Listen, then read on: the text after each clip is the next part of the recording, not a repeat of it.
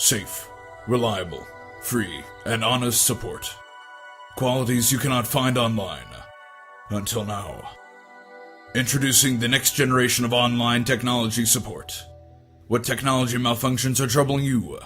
Let us know today on the all-new support forums at www.theapplepost.com.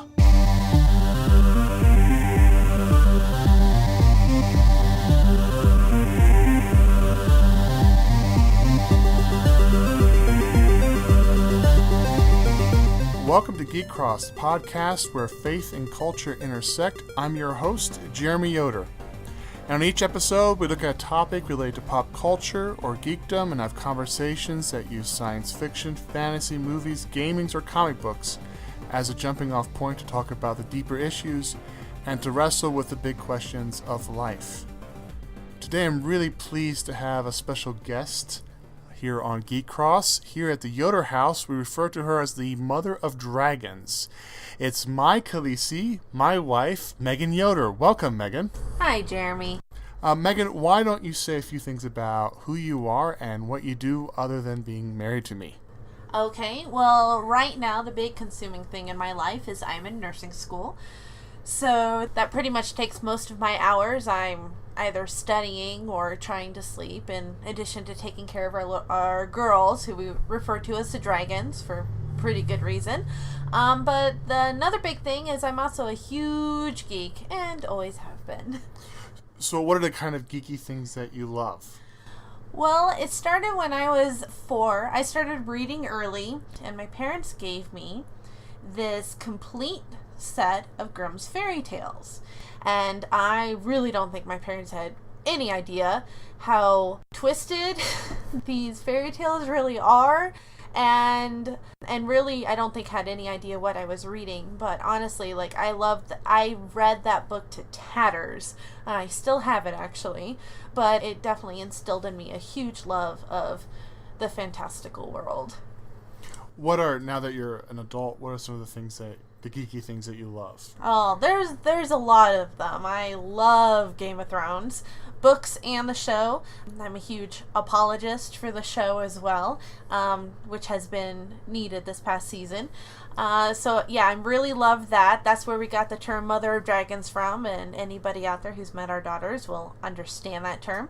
I really love that. And then also one of my huge loves is anything by Joss Whedon. So we talked a little bit about what you might come on and talk about. And as you know, last episode I talked about the Duggars and a little bit about your experience. And what we thought, as we talked about this, you might want to share a bit about is how Joss Whedon helped you when you were striking out on your own, when you were leaving the home situation that you were. You moved out of your family when you were 18. You were in college. And talk a little bit about, at that time was Buffy the Vampire Slayer. What did that mean for you, and how did that help you when you were leaving home? When I was 18, it was hard because I left my parents and the Mormon church all at the same time, because I very quickly realized that in order to survive, I had to leave my parents. And then as I tried to leave my parents and realized how closely tied the Mormon church was to their abuse, I realized I had to leave them too. And so I was really left without any foundation, it felt like, or anything to believe in, and I wanted to not feel helpless. And I wanted to not feel hopeless. So I discovered Buffy the Vampire Slayer, and the thing I love about Joss Whedon is I know it's not news to really anybody out there who loves him, but he writes strong female characters. But they're not just strong female characters, they're really real. Like, I love Buffy because there are things about her that are broken. She has experienced a lot of loss. She has seen a lot. She's had to sacrifice a lot to save the world. I mean, she even sacrifices her own life in the end of season 5. But she has such a great sense of identity, and she's a hero because at the end of the day, it doesn't matter that she's been hurt, and it doesn't matter that she's faced things. It's that she figures out how to keep fighting the demons and keep fighting the evil because, that's what you do when you have power. So what did that mean for you at that time? Well, I think going back to the fairy tales, I think I've always been, one of the biggest reasons I've always loved fantasy is because it recognizes that there's good and evil, and the good fights evil, and it may be hard and it may be brutal, but good wins. And I see that in Buffy. It gets a lot more complicated, and definitely as the series goes on, it gets a lot more, and as they grow up, and as things always invariably get a lot more complicated as we grow up, that series does too. But for her, she was given this power, and she knows there's evil in the world, and she knows that she has the ability to stop it, and because of that, she keeps fighting. I mean, that's one of the things about genre fiction, particularly, I think, fantasy or horror, is there are actually very moral kinds of genres. There's a very clear line between good and evil, and there is impact of evil. Evil has an impact in people's lives.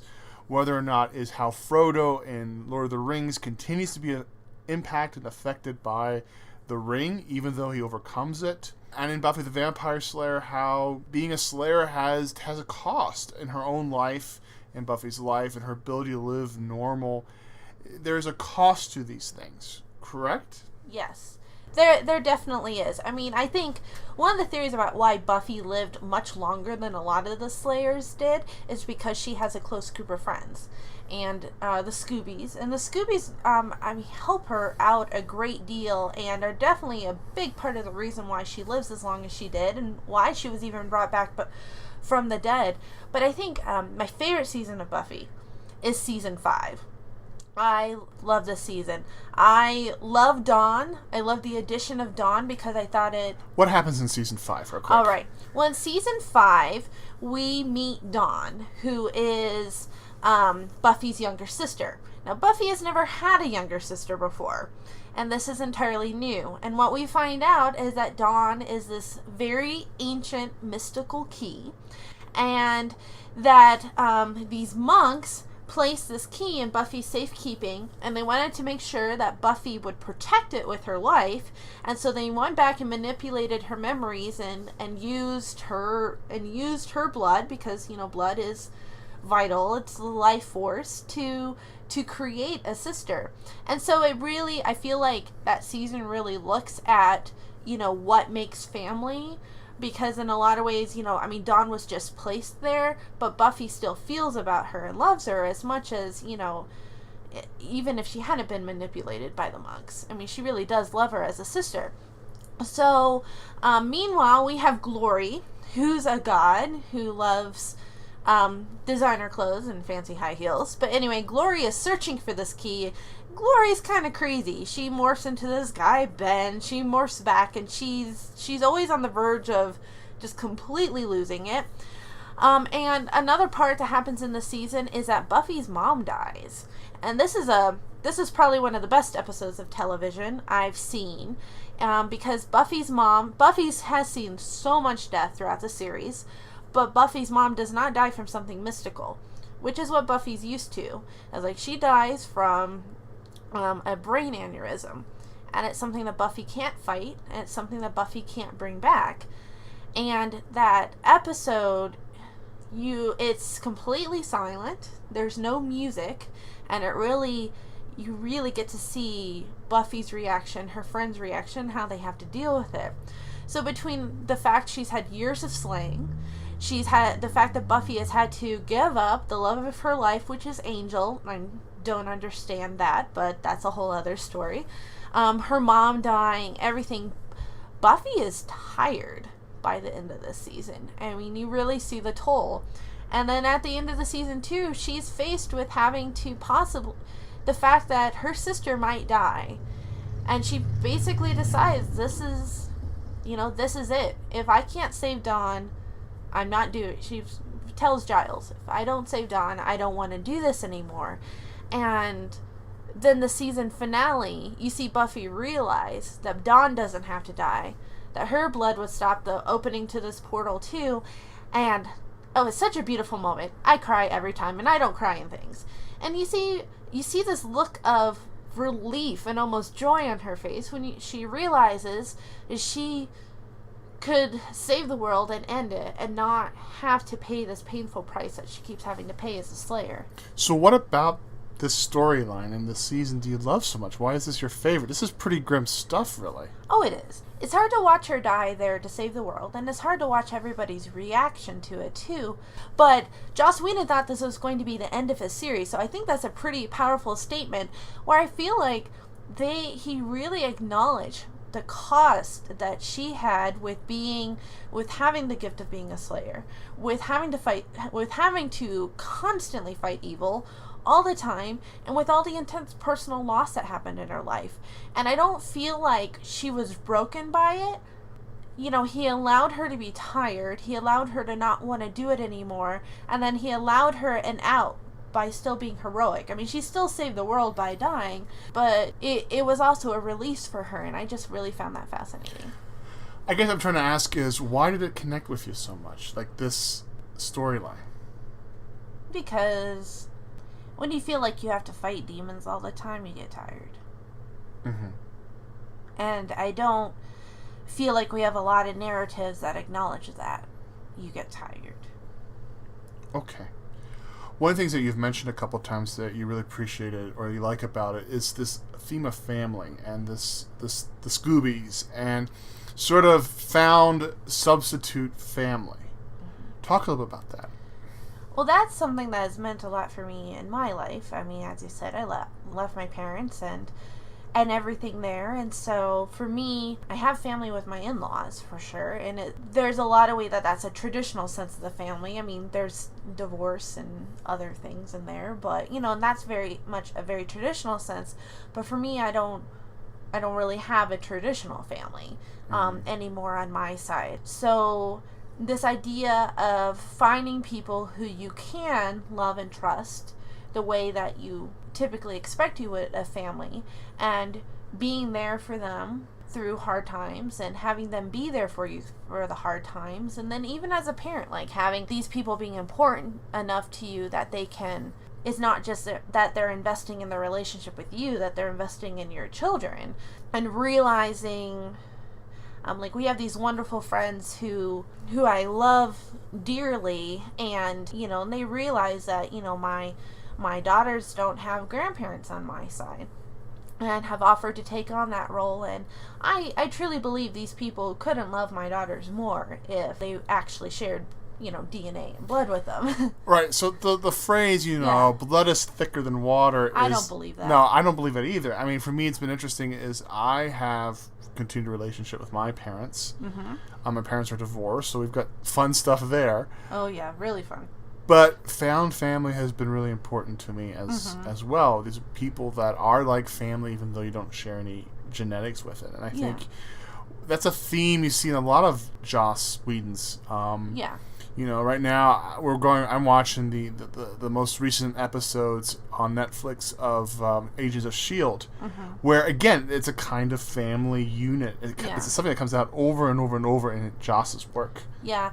I think my favorite found family in his work is Firefly, because these are all people with stories and with backgrounds, and some people who are, you know, have been profoundly hurt in their life, and they're here on this ship and living in very close quarters, and they really have to figure out how to, you know, pull together as a team and, you know, learn how to respect each other's strengths, respect each other's brokenness, and then it's just a really good adventure too, with wonderful dialogue. That's another thing I love about Whedon is his dialogue. I love that because I feel like Whedon doesn't assume that just because you don't have biological family in the life, just because you haven't gone through some profoundly hurtful things, he doesn't assume that you shouldn't be part of a community.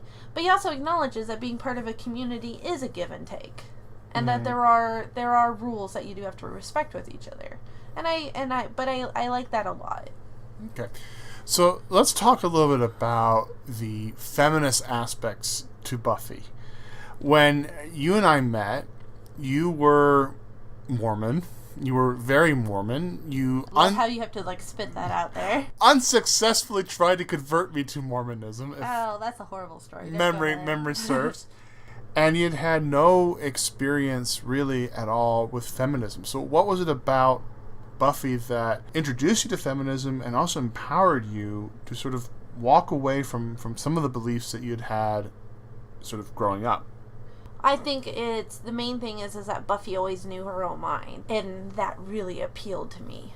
She was a leader, and she was a leader not just because she had power, the power of being the Slayer, but she was a leader because she cared about people around her, and because she tried very hard to make sure that people didn't get hurt.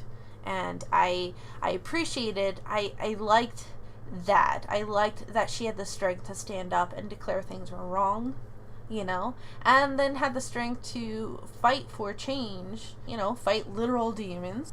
She would always stand between the demons and the people that they were trying to hurt. And I liked that, and I wanted to be that. I didn't want to be weak anymore. I didn't want to not have a voice anymore, and I really wanted to be able to prevent other people from being hurt.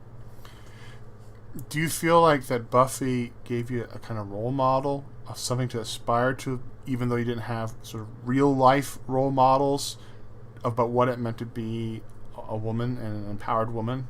Yes, definitely. And I really like that. And I also really like that even while she was being heroic, she was flawed, and that there's room for that. Mm-hmm. Mm-hmm. So right now, some of the big controversy about Joss Whedon on the internet, so take it with a grain of salt, has been that he's not, I don't know if I want to say feminist enough, but there are issues. Part of the issue has been that it's because of Adam Baldwin, who turns out to be kind of a real-life Jane from Firefly, but also not necessarily a good guy. Very right-wing politics. He was an instrumental part in the beginning of Gamergate, which is this harassment movement against women journalists and female developers in games. He's actually coined the term Gamergate. Mm-hmm.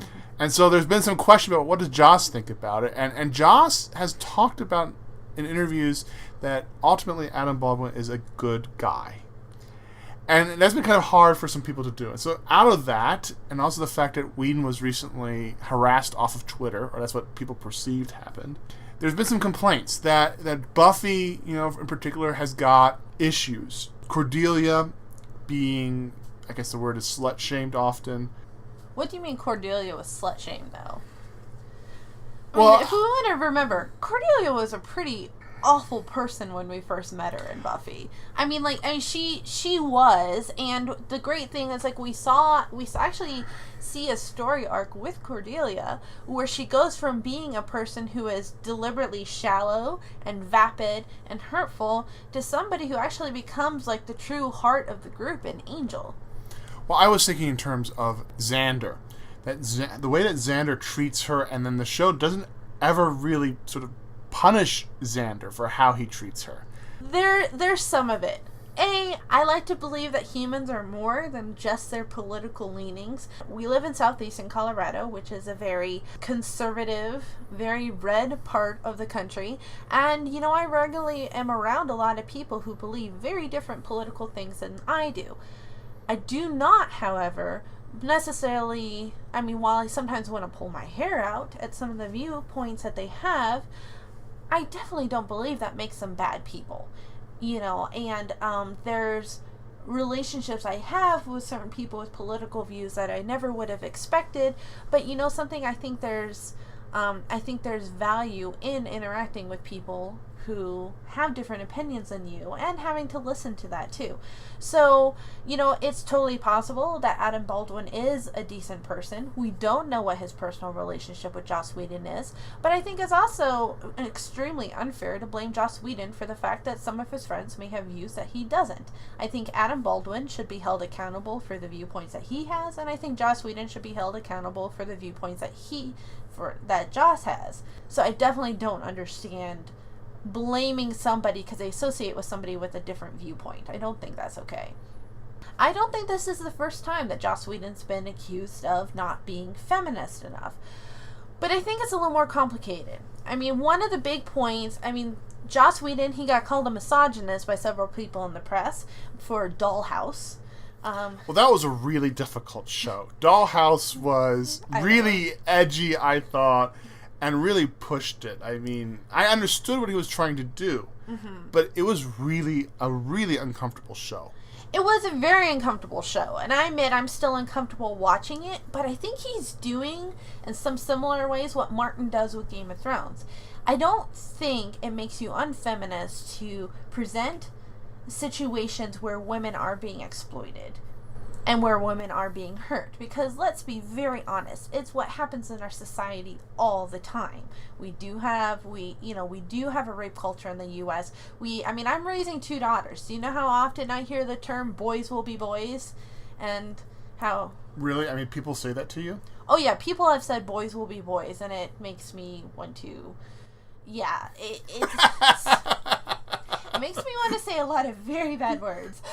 I'm sorry, it's a little bit of a tangent, but I had a situation with my eldest where she had a crush on this 9-year-old boy, and I think this 9-year-old boy actually liked her, but he would go and be like he would be nice to her, and then he would be a jerk to her, and she was very hurt by this. And so rather than saying, oh, he's probably rather than saying that he was immature or just 9 and he doesn't always knew that, I was trying to tell my daughter, like, no, if he can't treat you right all the time, then he's not your friend, but that's not necessarily a message she would hear. When I was growing up, I started developing breasts at 11, and boys would hit me in them at church, and I would get told it's because they like me, and they never got punished. Now, eventually I punched them myself, and guess who got punished? I did, but at least they stopped hitting me in my boobs, and so at the end of the day, I still feel that was worth it. Yeah, it's like, so we do live in a culture where it does happen. I mean, you had recent college graduations where, like, a student carried her mattress across the stage with her, and she was a student who had been raped, and I believe, like, the administration had not really dealt with it well. So, it's like, one of the things I appreciate about Whedon, and I appreciate about Martin, is I feel like they do take on sexism in the culture, and they do portray it. But I don't think it's the problem...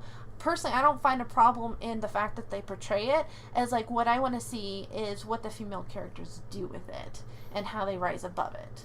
I mean, I think that's one of the things that's really tough right now, because there's a lot of conversation about representation, particularly in geek stuff right now, which has a history of very poor representation of women. Basically, yes. Boobs and butts and overly sexualized costumes.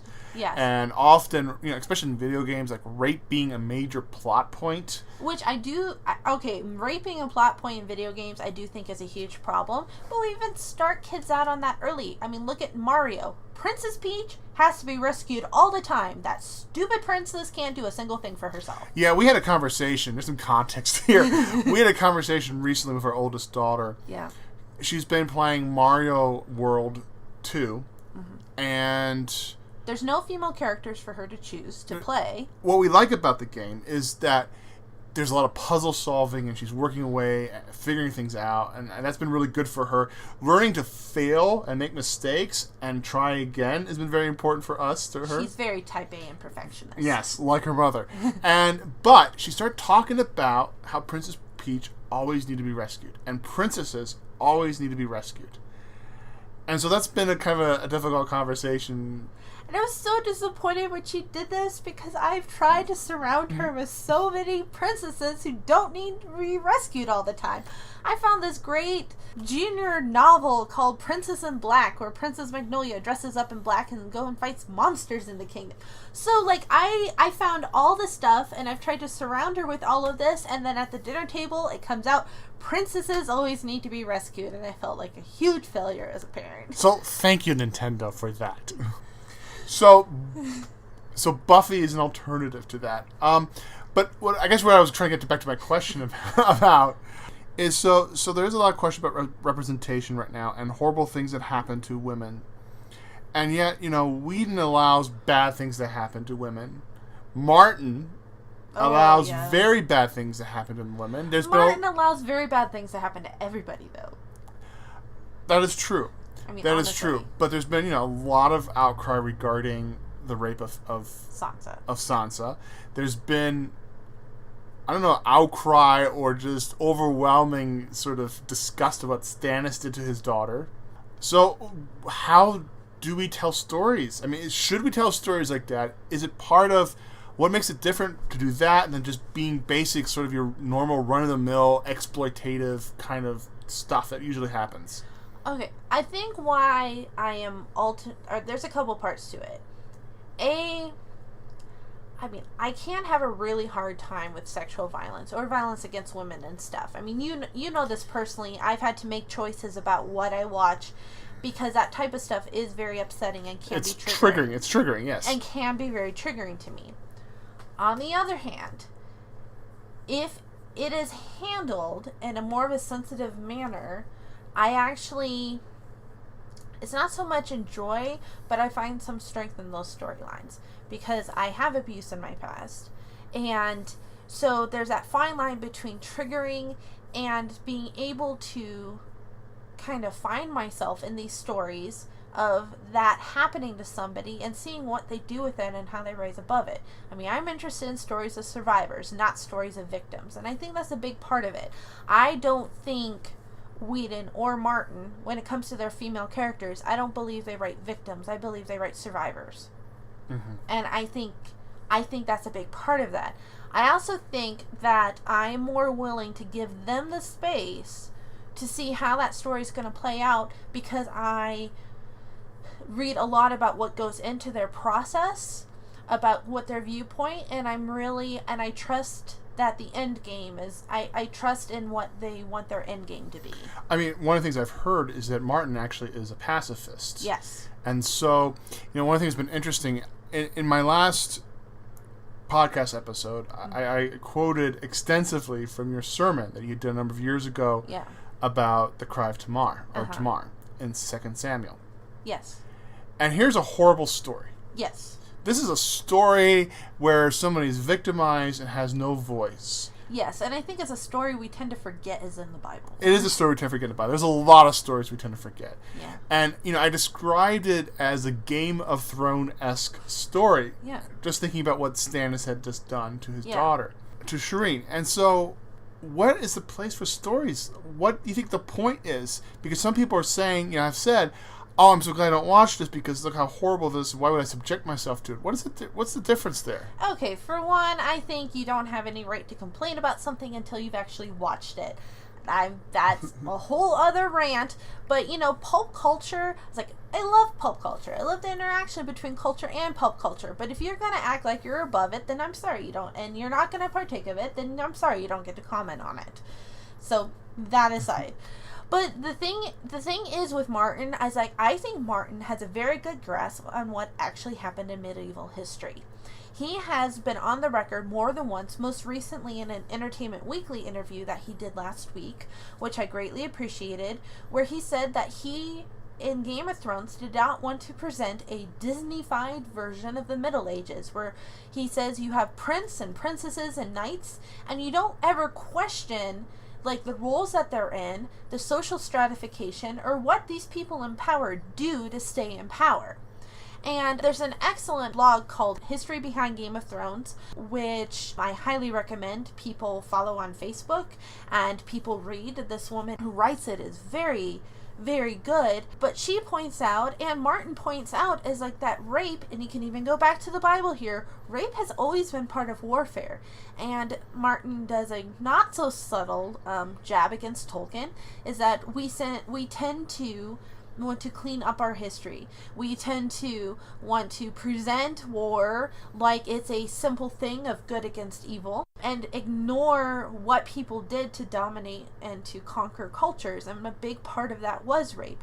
And we gotta remember, in Game of Thrones, it's technically the War of Five Kings is over, but technically it's already being referred to as history, but that war is still going on. And if that war is still going on, and it is extremely patriarchal society, then women are still going to be raped as part of that.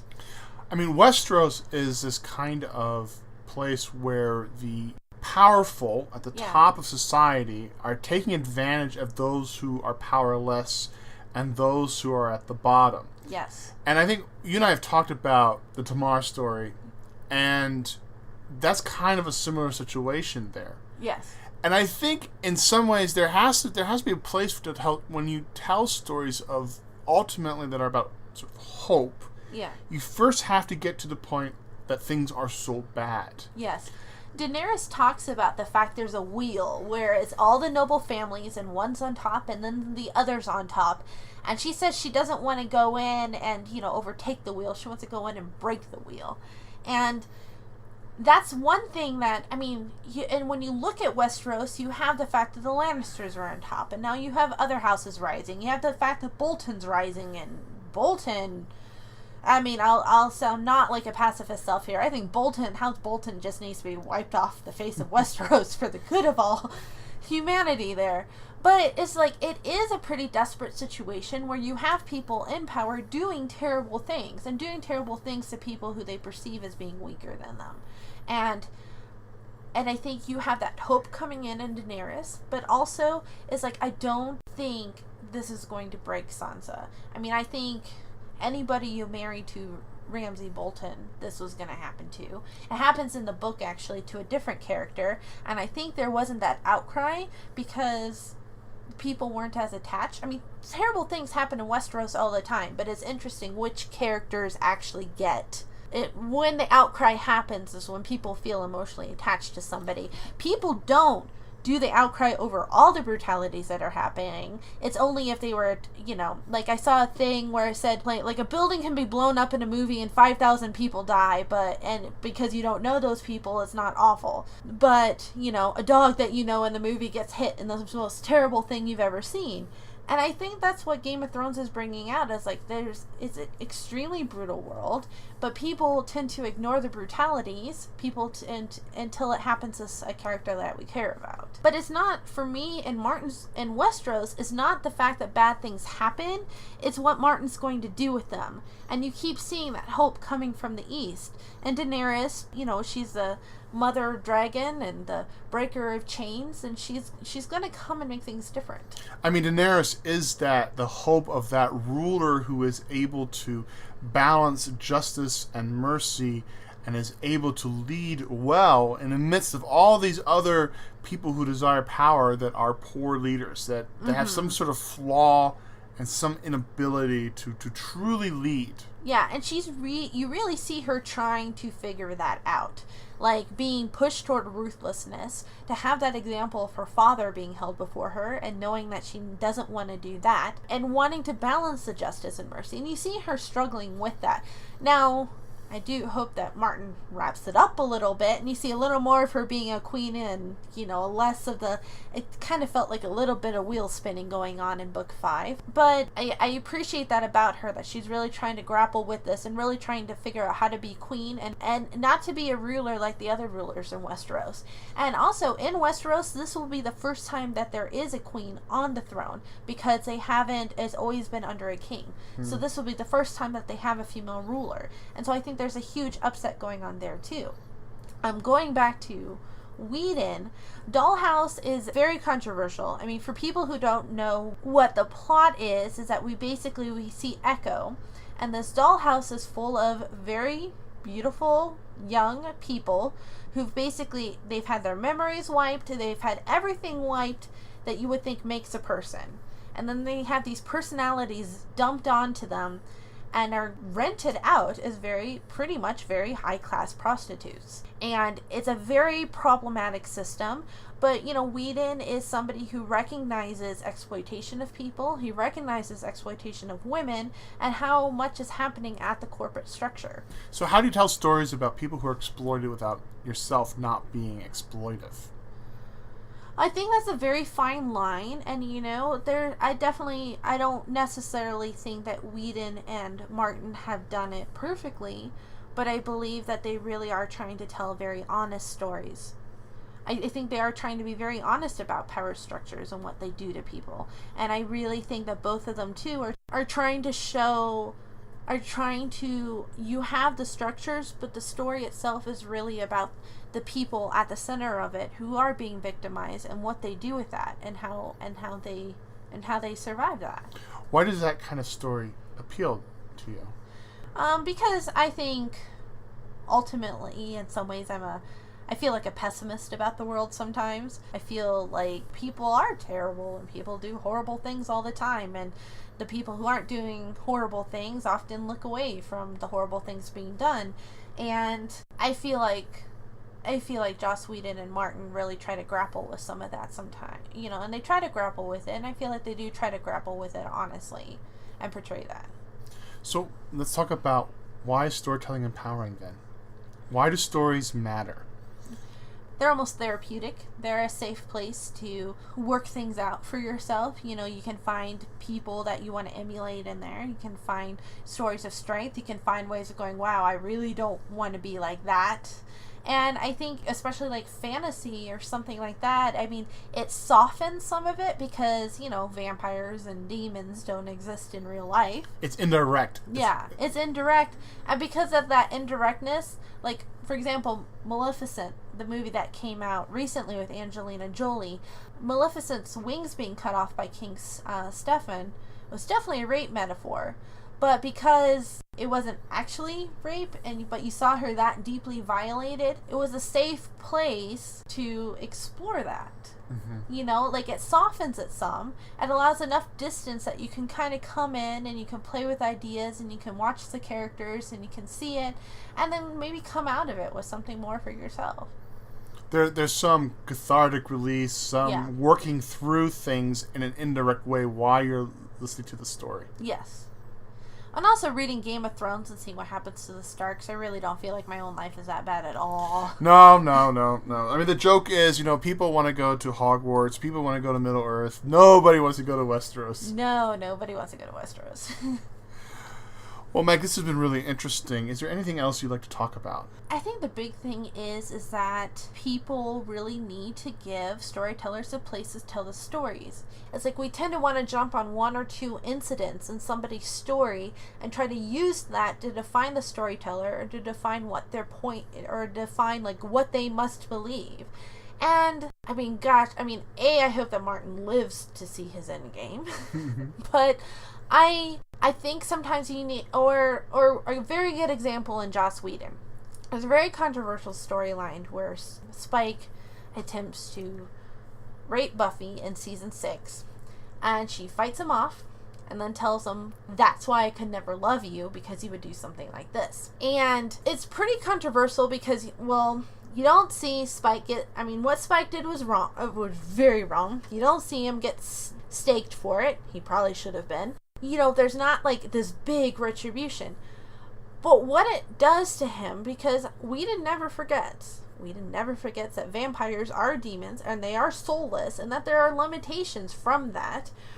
Spike actually, like, the part of him that can feel bad does, and he goes and he gets his soul. Some people try to argue that Spike never gets punished. I don't think that's true. It's not an after-school special. It's more of a long game. As like, he gets his soul, and part of getting the soul is the fact that he feels deep remorse for the bad things that he did, including what he did to Buffy. And so he's like this broken character when you see him next time. And then also the fact that he never gets Buffy like that again. They come up with some sort of relationship, but he never gets her romantically. Ever. And I appreciate that because I feel like there was a story arc there for both of them, but I do feel that there was punishment there. And so I guess the big thing is like, I think you have to keep in mind what the author's end game is and kind of look at these larger arcs of the story and see what they actually mean. Because I think by presenting what they do and grappling with it like they do, I think it can be very honest, and we can find a lot of our own stories in that. I'm reading right now. I'm preaching this summer a series on Genesis, and one of the sources I'm reading is commentary from Walter Brueggemann, who's an Old Testament scholar, one of my favorite scholars, and he writes about stories and how Genesis is a story. That stories, they don't have sort of definite parameters. There is space inside them for people to listen and to affect them and to change, but it's not like a definite sort of statement of this is right and this is wrong. There's space there. Yeah. And I think that I think a lot of this geek stuff is sort of the newest version of ancient storytelling like the Bible, where there is this space here for people to hear and to connect, and without sort of emphatically stating this is what's going on. Yeah. There's a difference, I think, between the preacher and what I do and the poet, and I think what we need is poetry that tells us, fiction that tells us that life can get better, that there is hope, that we can be in terrible situations, but we can find a way out. Oh, and I definitely agree. And I think that's one of the reasons I love the storytelling there, is that I definitely believe sexual violence is very wrong. I definitely believe violence against women is very wrong. I definitely think victimizing those without power is very wrong. And I honestly believe that these poets, these story creators believe that too, but I love that there's that space to, go into their worlds and explore things that parallel what's going on in our world and come out of it, hopefully, a bit empowered, maybe even empowered to see some of the subtleties and see the complications, because, real life is messy and gray, and it's hard to find your way through that, and I feel like fantastical worlds are safe places to explore some of those issues and then hopefully find clarity in your own life. I think that's a great place to stop. Well, thank you. And I really appreciate you coming on, and maybe sometime we can have you on again to talk about the things that you feel passionate about this, But thank you so much. You're welcome. Thank you for having me. If you like Geek Cross, you can help us out and please leave us a review on iTunes. You can find Geek Cross on Facebook and Twitter.